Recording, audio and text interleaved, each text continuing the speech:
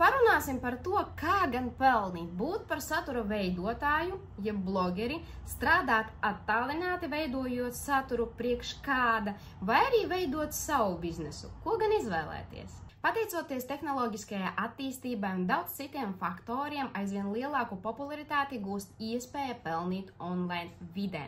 Ir vairākas iespējas, ko gan varētu darīt. Pirmkārt, veidot saturu personīgajam blogam, kļūt par satura veidotāju, influenceri, blogeri.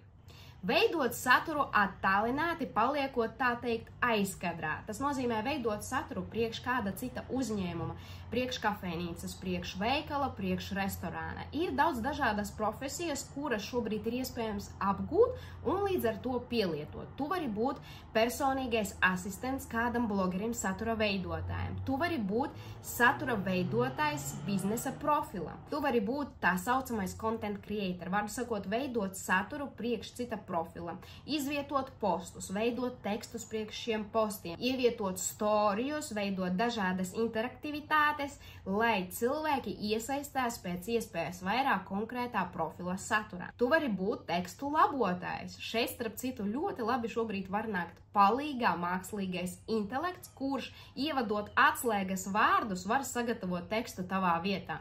Tu vari būt arī vizuālā tēla veidotājs, ienākot tajā pašā Pinterestā, saglabājot dažādus attēlus, tu vari izveidot tādu kā kolāžu, ko tu vari piedāvāt uzņēmumam, pēc kā uzņēmums jau vadās un veido fotosesijas, attiecīgi cenšoties atkārtot to, ko tu priekš uzņēmuma piemeklē. Kā arī tu vari būt sabiedrisko attiecību speciālists uzņēmumā, komunicēt ar satura veidotājiem, komunicēt ar citiem uzņēmumiem. Vārdu sakot, ir ļoti daudz profesijas, kuras tu vari apgūt un pielietot strādājot attālināti.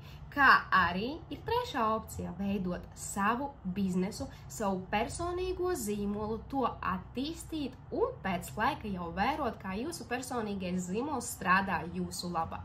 Ko izvēlētos tu? Es domāju, cik cilvēku tik viedokļu, un es dalīšos ar savu pieredzi, ar savu viedokli, jo es esmu pabijusi visos šajos trijos etapos. Es esmu satura veidotājs, esmu veidojusi saturu priekš biznesa profila, kā arī es esmu uzņēmēja. Un es teikšu godīgi, ka es pieturētos pie trešā, veidotu personīgo zīmolu un attīstītu savu uzņēmumu, savu ideju.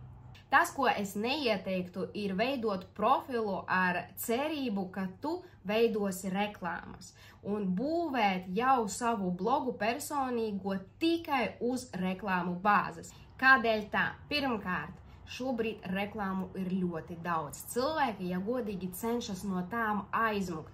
Un ja tavs profils būs vēl viena kārtējā reklāmas brošūra, tā neieviesīs cilvēkos lojalitāti. Cilvēkiem nebūs interesanti tev sekot. Tu savā ziņā veidosi blogu priekš sevis. Iespējams arī priekš tiem uzņēmumiem, kuri tev sūtīs produktus, jo ir tomēr daļa uzņēmumu, kas joprojām neiedziļinās statistikā.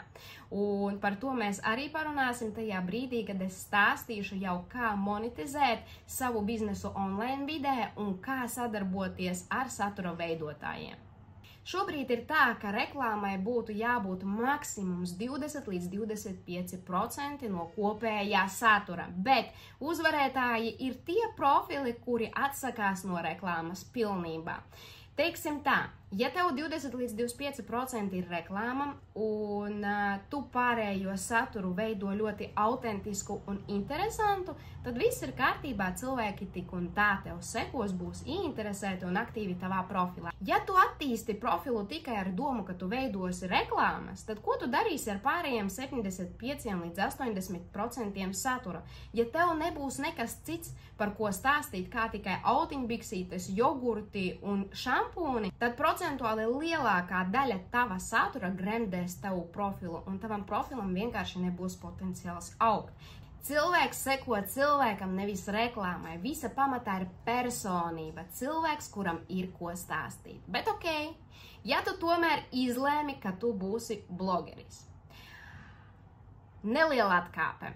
Tas ir status, kuru tev piešķir tavi sekotāji, tie, kuri ir gatavi skatīties tavus postus, lasīt to, rakstīt komentārus, tie, kuri pamostas jau no paša rīta un skrien apskatīties, vai tev nav kaut kas jauns storijos. Tikai vienīgi šie ir tie cilvēki, kuri izlems, vai tu būsi blogeris vai tomēr nē. Un tikai kļūstot par viedokļu līderi, esot ekspertam kaut kādā jomā, tevī sāks ieklausīties cilvēki. Un nedod Dievs, ja tu kaut kādas sadarbības dēļ, peļņas dēļ, dosi negodīgu atsauksmi un piečakarēsi tos, kas tev uzticas. Tu ne tikai iedragāsi savu blogera statusu, bet arī sagrausi savu reputāciju, kuru iespējams tu centies iemantot gadiem. Kļūt par blogeri tagad?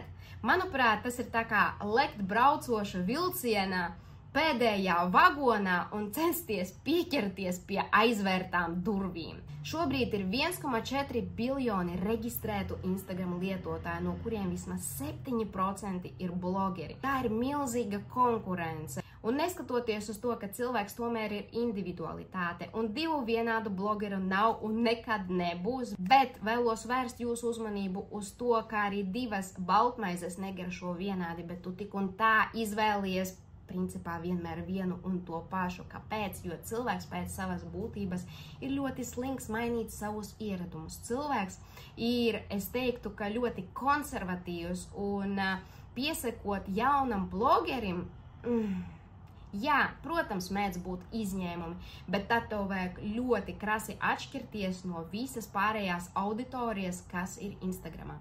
Un vēl viens iemesls, kādēļ es noteikti šobrīd teiktu reklāmai nē, ir no manas pieredzes reklāmas postus laiko mazāk. Tam ir divi iemesli.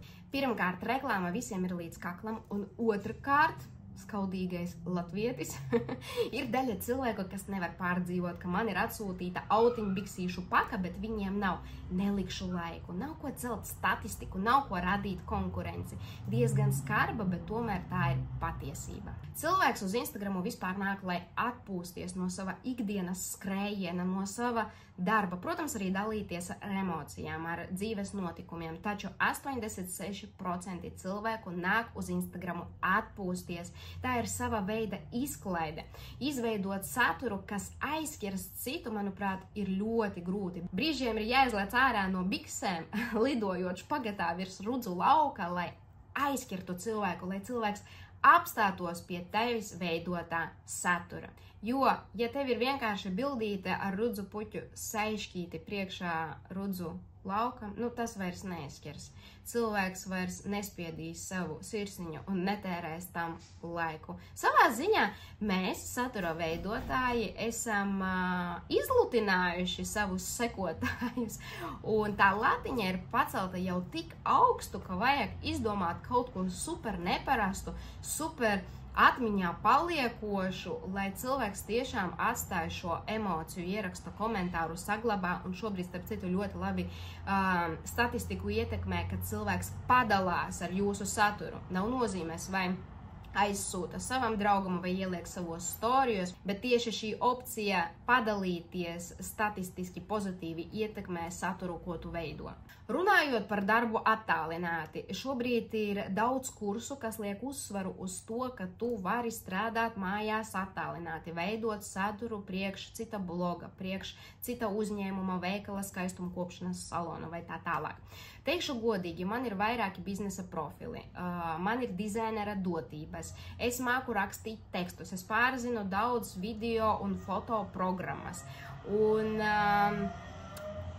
tas ir vēl grūtāk nekā būt par blogeri, jo savā blogā es esmu tāda, kāda es esmu. Dalos ar savām emocijām, ar savām izjūtām, ar savu pieredzēto, bet strādājot aizkadrā, es teiktu, ka tev ir tik perfekti jāiemācās vizuāli un saturiski noformēt profilu, ka tev ir jāiemācās bez maz vai elpot vienā ritmā kopā ar profila īpašnieku.